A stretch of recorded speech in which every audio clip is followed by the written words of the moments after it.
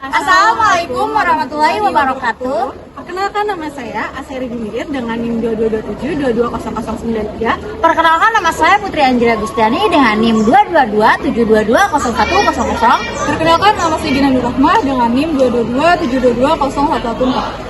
Kami dari kelas 2C kelompok 3 akan mempersembahkan video mengenai pendidikan inklusi dan disabilitas untuk memenuhi tugas akhir semester mata kuliah pendidikan inklusi yang diampu oleh Bapak Dedi Mulyan Pratik. Selamat menyaksikan. Pendidikan inklusif adalah sistem penyelenggaraan pendidikan yang memberikan kesempatan kepada semua peserta didik yang memiliki kelainan dan memiliki potensi kecerdasan dan atau bakat istimewa untuk mengikuti pendidikan atau pembelajaran dalam satu lingkungan pendidikan secara bersama-sama dengan peserta didik pada umumnya. Tujuan pendidikan inklusif yaitu agar semua anak mendapatkan hak pendidikan dan kedudukan yang sama, tak terkecuali bagi mereka yang berkebutuhan khusus. Sekolah reguler yang berorientasi inklusif ini yang merupakan alat untuk memerangi sikap diskriminasi, menciptakan masyarakat yang ramah, dan mencapai pendidikan bagi semua. Penyelenggaraan sekolah inklusif harus terus dikembangkan demi memberikan ruang gerak, ruang belajar terutama bagi anak-anak yang berkebutuhan khusus, agar mereka tidak dipandang sebelah mata lagi. Untuk itu, pemerintah harus betul-betul memperhatikan apa saja kebutuhan mereka, baik dari aspek sarana dan prasarana, maupun guru pembimbing untuk mereka. Penyandang disabilitas adalah setiap orang yang mengalami keterbatasan fisik, intelektual, mental, atau sensorik dalam jangka waktu yang lama dan dalam berinteraksi dengan orang lain atau lingkungan dapat mengalami hambatan dan kesulitan untuk berpartisipasi secara penuh dan efektif dengan orang lain berdasarkan kesamaan haknya. Macam-macam disabilitas. Yang pertama ada disabilitas sensorik, yaitu terganggunya salah satu fungsi dari panca indera, antara lain disabilitas netra, rungu, dan atau wicara. Kedua, yaitu terganggunya fungsi gerak, antara lain ada lumpuh layu atau kaku, paraplegi, cerebral palsy, akibat amputasi, stroke, kusta, dan lain-lain. Kondisi ini dapat disebabkan oleh penyakit, kecelakaan, atau dapat juga disebabkan oleh kelainan bawaan. Yang ketiga, ada disabilitas intelektual, yaitu suatu disfungsi atau keterbatasan baik secara intelektual maupun perilaku adaptif yang dapat diukur atau dilihat yang menimbulkan berkurangnya kapasitas untuk beraksi dalam cara tertentu.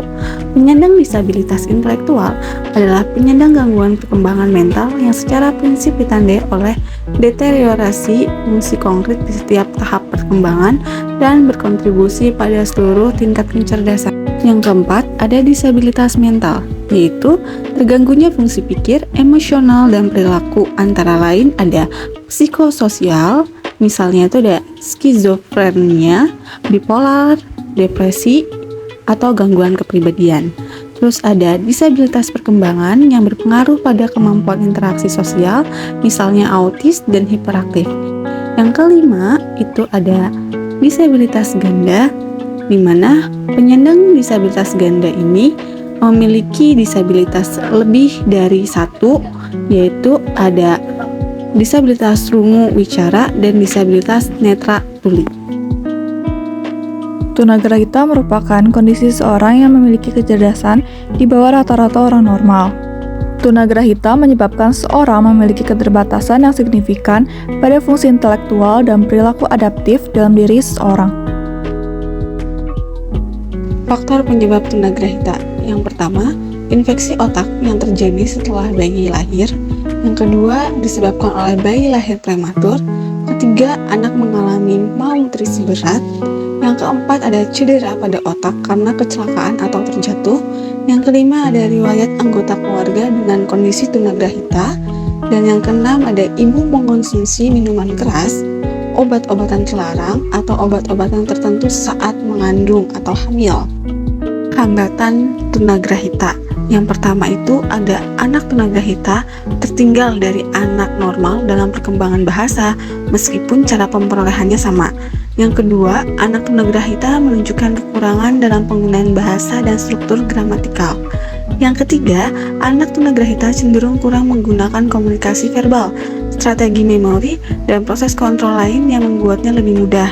Dan yang keempat, anak tunagrahita mengalami kesulitan belajar dan menghafal tugas-tugas yang melibatkan konsep-konsep abstrak dan kompleks, tetapi relatif mempelajari asosiasi hafalan sederhana yang tidak terlalu sulit. Tempat khusus atau sistem segregasi. Poin 1, sekolah khusus atau sekolah luar biasa. Terdapat sekolah luar biasa C atau SLB C dan sekolah pendidikan luar biasa C atau SPLB C.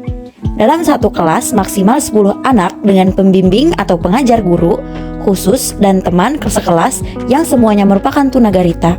Poin 2, sekolah dasar luar biasa atau SDLB.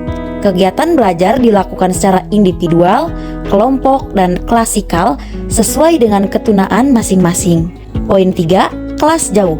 Kelas jauh untuk memberi pelayanan pendidikan bagi anak berkebutuhan khusus, bagi anak tunagrahita yang tinggal jauh dari SLB atau SDLB. Poin 4, guru kunjung. Guru berkunjung ke tempat anak tersebut dan memberi pelajaran sesuai dengan kebutuhan anak. Poin 5, lembaga perawatan atau institusi khusus disediakan khusus untuk anak tunagrahita yang tergolong berat dan sangat berat. Di sana mereka mendapat layanan pendidikan dan perawatan. Selanjutnya, sekolah umum dengan sistem integrasi atau terpadu. Poin 1, kelas biasa tanpa anak tunagrahita. Anak tunagrahita yang dimasukkan dalam kelas ini adalah yang paling ringan ketunagrahitaannya. Mereka tidak memerlukan bahan khusus ataupun guru khusus. Poin 2, kelas biasa dengan guru konsultan. Guru konsultan datang untuk membantu guru kelas dalam memahami masalah anak ketunagrahaitaan dan cara menanganinya. Poin 3, kelas biasa dengan guru kunjung. Anak tunagrahita belajar bersama-sama dengan anak normal di kelas biasa dan diajar oleh guru kelasnya. Guru kunjung mengajar anak tunagrahita apabila guru kelas mengalami kesulitan dan juga memberi saran kepada guru kelas. Poin 4, kelas biasa dengan ruang sumber. Ruang sumber adalah ruang khusus yang menyediakan berbagai fasilitas untuk mengatasi kesulitan belajar anak tunagrahita. Poin 5, kelas khusus bagian waktu. Kelas ini berada di sekolah biasa dan menampung anak tunagrahita ringan tingkat bawah atau tunagrahita sedang tingkat atas. Poin 6, kelas khusus. Kelas ini berada di sekolah biasa yang berupa ruangan khusus untuk anak tunagrahita. Selanjutnya, pendidikan inklusif. Tempat yang disediakan oleh pemerintah agar anak disabilitas dapat belajar dan berinteraksi dengan anak normal, sehingga mereka dapat berbaur bersama tanpa merasa berbeda dengan anak lainnya.